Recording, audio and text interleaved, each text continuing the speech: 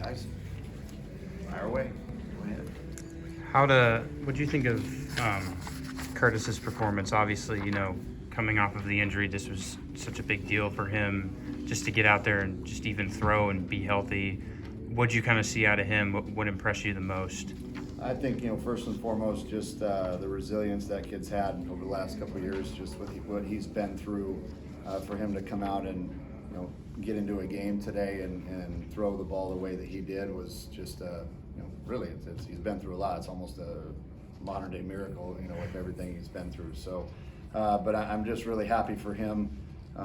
Again, everything he's been through and the rehab hours that kid's put in to get back healthy and strong as he is, and to see the ball come out like it did today was, it made me happy, just for him personally, and then of course obviously for our team to have that type of arm in the rotation. We're pumped about him. He said this was his first, quote, painless outing in a while, and that really was significant for him, given, like you said, everything he's kind of gone through. What are your thoughts kind of on that?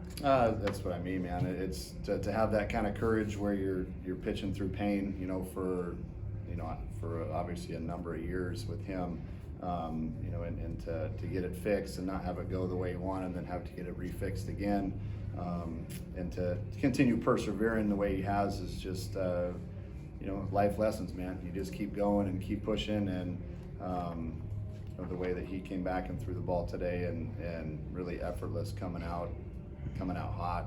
It was great to see, just electric stuff. So I'm really excited for him. In terms of stringing things together after him, Teeting and Pivarov looked good up until obviously the end there. Piv got into a bit of trouble. After last night, it looked a little bit better because everything kind of spiraled during the last out there. Do you still feel like that's something that needs to be figured out and cleaned up, or is it just kind of an early product of an early season? No, I take the blame for Piv there.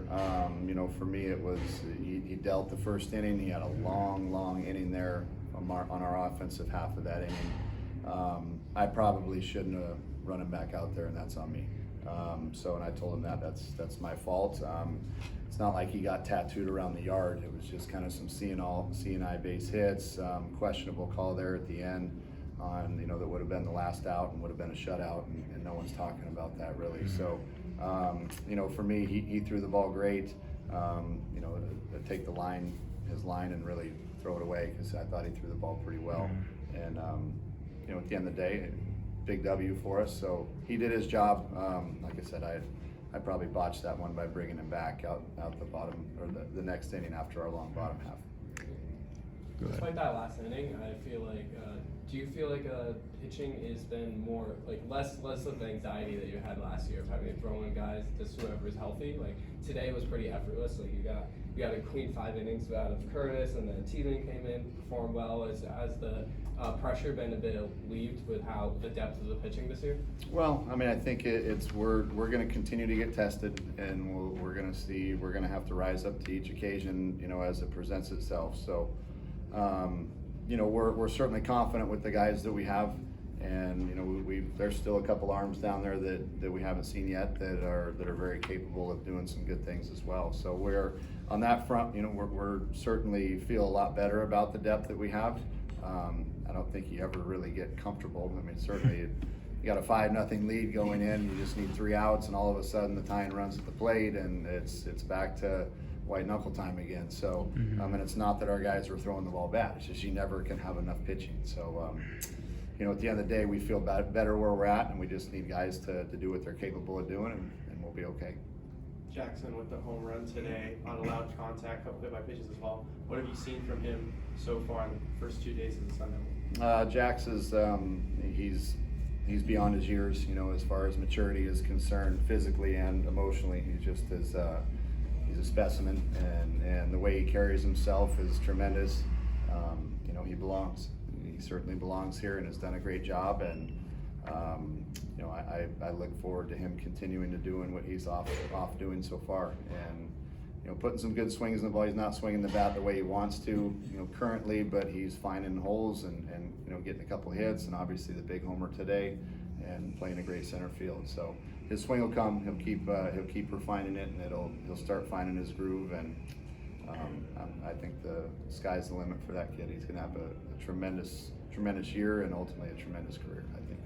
Obviously, offense kind of went quiet after the early innings, but when you have what you kind of got in the 8th inning there with the 3 runs, you guys were manufacturing runs. How good does that kind of make you feel where this team, can go through lapses in terms of, just situational hitting, obviously, but then have an inning like that where you're still able to pull out and get some insurance? I think I've said it before. Good teams score late. Good teams win late. So, there's certainly things we have to get better at. I mean, the 2-strike hitting was disappointing a little bit today. Our approach was disappointing in my opinion. We have to be better at staying hard up the middle off a guy like that today, and he carved us up pretty good. I mean, we had outside of the 2 home runs, I think we only had one other hit off that kid. He carved us up pretty well and changed speeds, and that's a guy that we have to be better, more mature approach off somebody like that and stay hard up the middle on him. But hats off to him. He kept us in check most of the way. But to answer your question, you get a runner on. Wyatt Crenshaw comes through with a perfectly executed hit and run, and puts us on the board, and we're able to manufacture that way as well. Luke Hill comes up with a great at bat that goes unnoticed, where he moves the runner in, drives the guy in on a sac fly. Gives Contradas a chance to find a hole right there with a drawn in infield. Those are ways you manufacture runs and win games, and ultimately that was what decided this game. At the time you don't really think it's that big a deal because they have 0 at that point in time, but when you look at the end of it, it's like, how do we win? Well, they put up 3 in the 9th, so those runs matter, and doing those things, moving runners, matter. So that was good manufactured baseball by that bottom half of the lineup. I think the first 2 games you had a pretty good showing out of ASU fans coming to these games. How much does that energy feed into the dugout and really feed these kind of tugging through some of these moments? I think that's it's invaluable, to have our fan support and have these guys out here, and not only for what it does to our current players, but from a recruiting standpoint, just seeing the amount of people in the stands, and there's recruits in watching our games, and local guys watching out, that people from outside of the Phoenix area that are coming and watching these games. So when they see the buzz and they feel the environment, that's important for us. To hopefully land some of these kids that are coming in and watching us to say, yeah, this is a fun environment to play in. And so the fan support's huge. We love it. Obviously, we're appreciative of everybody that comes out. We want to pack this place, man. So if you're on the fence of whether or not to come out, it's exciting baseball, as we know. It's college baseball. There's it ain't perfect, but at the end of the day, it's high intensity 56 playoff games, that we play. And as you can see, there's never an easy game. They always come down to the wire some way, shape, or form. So kids are playing hard, and that's what it's all about. Coach, blown leads was something that kind of plagued this team a lot last year, and kind of dealt with some adversity today, but obviously your defense was able to come out with the win. How encouraging was that this early in the season to kind of see your players respond in that way and still come out with the win? I missed the first part of what you said. Oh, I said blown leads kind of Blown like leads. plagued you guys last year. They did, and we've decided to turn the page on last year, where we're trying to look forward to this year and understand that it's a whole new team. Obviously you're not going to be perfect. You're going to have ups and downs throughout the year, and you're going to have tough losses and big wins on the flip side of things. But for us, it's just a matter of staying resilient and responding to the adversity that gets thrown at us. That's what happens in baseball. That's what happens in life. You're gonna have things thrown at you and get knocked on your fanny. It's just a matter of how you get back up and keep throwing punches and get back in the fight. So that's what we preach to our guys. It's not gonna be a perfect season.